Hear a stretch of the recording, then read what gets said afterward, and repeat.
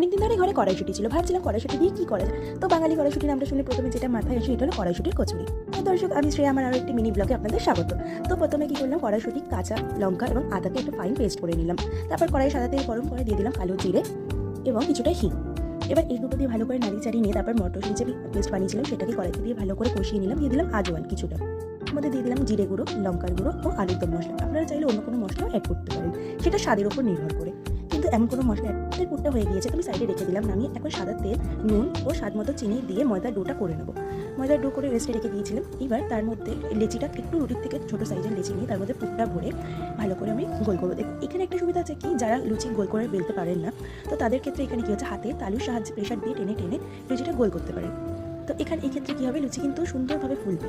এমন নয় হাতে এই যে তালুর সাহায্যে হচ্ছে বলে যে ফুলবে না। এবার আমি তেলকে গরম করে নিয়েছি, তেল গরম করে নিয়ে এবার আমি এক একটা করে ভেজে দেখাচ্ছি। লুচির মধ্যে কিন্তু সাইজ হয়েছে, আর দেখুন কতটা ফুলেছে। আর এটা কিন্তু খাস্তা হবে, এমন নয় যে আপনি বেলুন চাকিতে বেলছেন না বলে ফুলবে না বা খাস্তা হবে, যথেষ্ট খাস্তা হয়। কেমন